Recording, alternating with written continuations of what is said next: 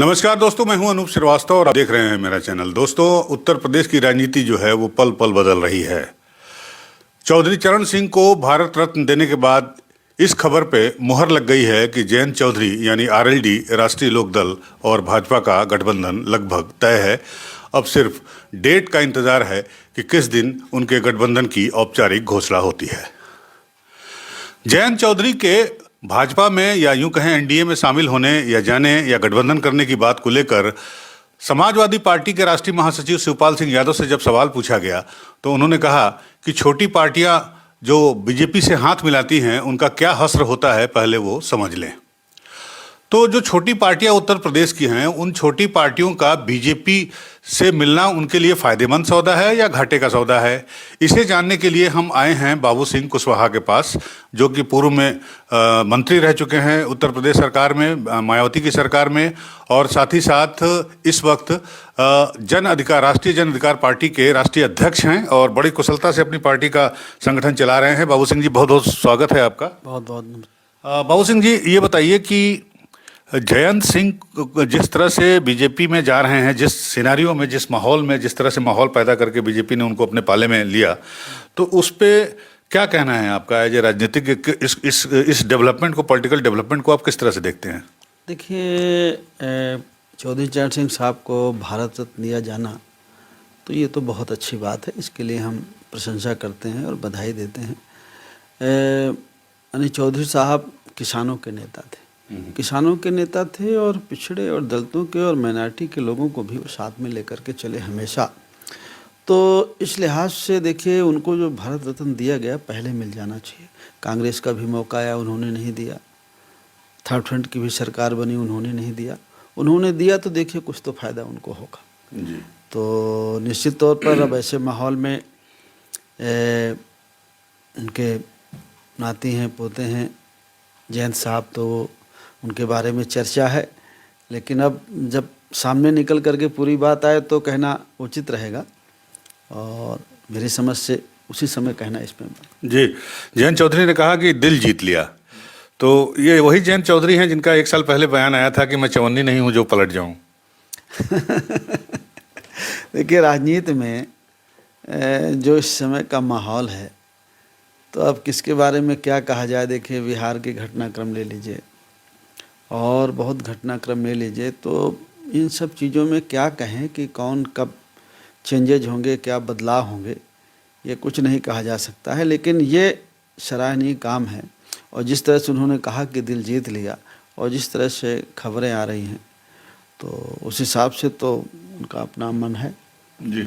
उनका अपना मन है, तो ये मन बदलाव के पीछे कहीं ऐसा तो नहीं कि मतलब समाजवादी पार्टी के साथ उनका मतलब ऑलमोस्ट गठबंधन फाइनल हो चुका था, 7 सीटें समाजवादी पार्टी के राष्ट्रीय अध्यक्ष अखिलेश यादव ने उनको ऑफर भी कर दिया था, बावजूद इसके उनका मन सिर्फ इसलिए बदल गया कि जो है उनके दादाजी को ये भारत रत्न से सम्मानित किया गया, नवाजा गया?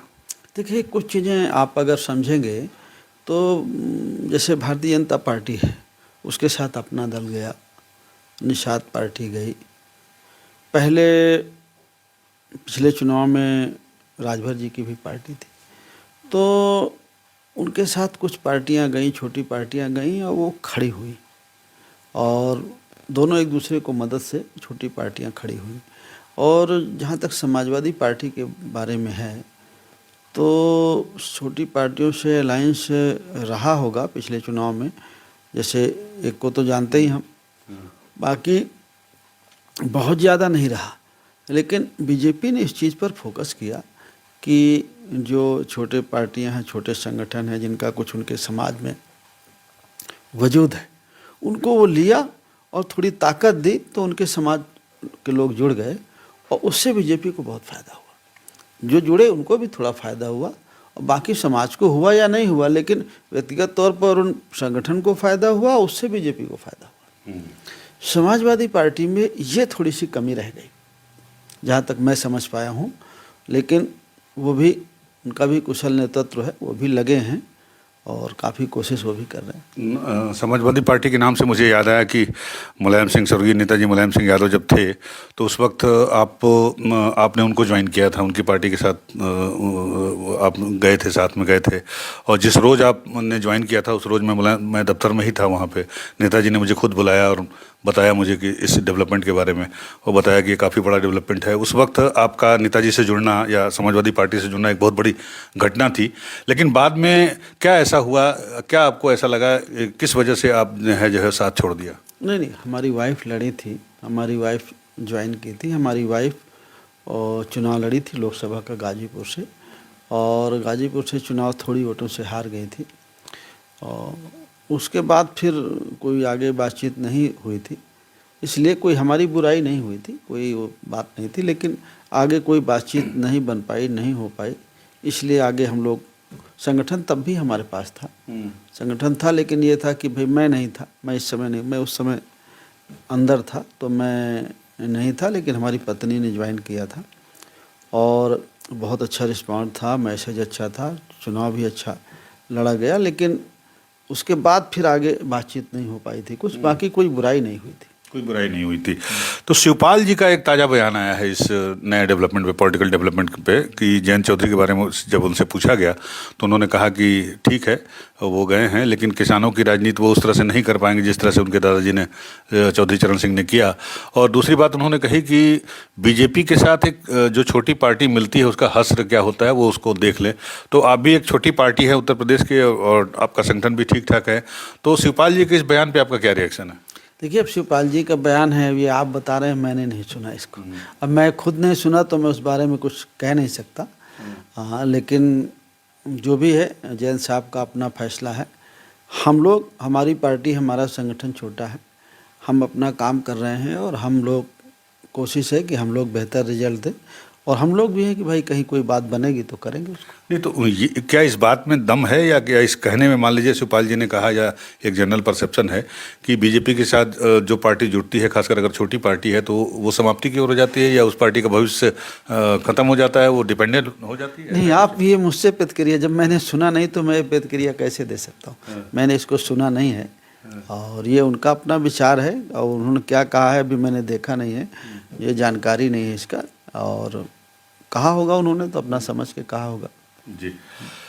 तो ये बताइए कि बीजेपी की इस आंधी में, बीजेपी के इस माहौल में, राममय माहौल में, जो छोटी पार्टियां हैं उत्तर प्रदेश की, आप एक छोटी पार्टी से हैं लेकिन प्रतिनिधित्व तो आपका बड़ा है, तो क्या भविष्य देखते हैं आप लोग छोटी पार्टी का? देखिए, हम लोग तो, हम भी भगवान को मानने वाले हैं, तो भगवान सबके हैं, तो उन्हीं भगवान से हम भी प्रार्थना करते हैं कि भगवान, उनकी मदद करना तो हमारी भी करना। और भगवान से हम ये भी कहते हैं कि भाई सब लोग पूजा वूजा करते हैं, हम लोग भी पूजा करते हैं साथ। तो हम ये कहते हैं कि भाई थोड़ा बच्चों की शिक्षा की भी बात हो जाए, रोज़गार की भी बात हो जाए, महंगाई कम करने की बात हो जाए, स्वास्थ्य की बात हो जाए, लोगों की समस्याओं का भी समाधान हो। ठीक है, 5 किलो अनाज और चीज़ें जो है चलती हैं, लेकिन बच्चों को शिक्षा और रोज़गार और महंगाई कम करने की बात, इस पर भी चर्चा होना चाहिए। इस पे चर्चा होनी चाहिए, जैसा कि और पार्टियां, खासकर राहुल गांधी या कांग्रेस इस बात को उठाती है। तो चलिए, तो वह ये मुद्दे आप उठाएंगे ऐसे, इसका आप अगर ये कह रहे हैं, मुद्दे उठाते हैं। तो अब लोकसभा का चुनाव सर पे है, तो आपकी पार्टी है, तो आप कितनी सीटों पर आपकी पार्टी अपना दावेदारी ठोकने जा रही है? कितनी सीटों से आप अपना चुनाव लड़ना जाएंगे, उम्मीदवारों को चुनाव लड़ाएंगे? देखिए, हम लोगों ने अभी 8 जनवरी से जन अधिकार पार्टी के तत्वाधान में संपूर्ण भागीदारी यात्रा हमने निकाली। तो हम लोगों ने अभी तक 25-30 ज़िले किए हैं और बहुत अच्छा रिस्पांस मिला है। हम खास करके 2 मुद्दों को फोकस किया है। हम चाहते हैं कि जाति जनगणना हो, जाति जनगणना के बाद जिस समाज की जितनी आबादी हो, उस आबादी के हिसाब से उसे हर जगह हिस्सा मिल जाए।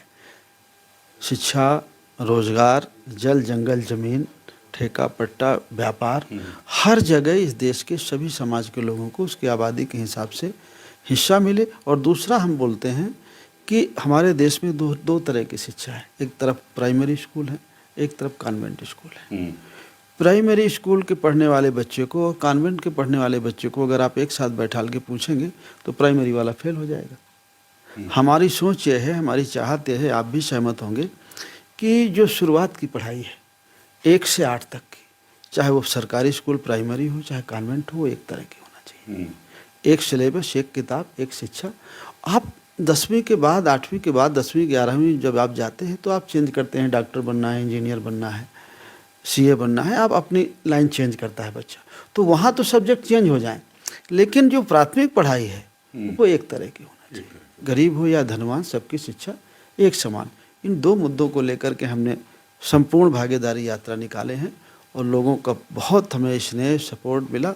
हम लगभग 200 होते हैं, एक ज़िले में जाते हैं, जिस रात रुकते हैं, एक ज़िले में एक रात रुकते हैं, तो लगभग 200-250 लोग होते हैं। लोग खाना खिलाते हैं, 100-200 गाड़ियाँ होती हैं, तो तेल भी डलवाते हैं लोग, और लोग पूरा सपोर्ट करते हैं।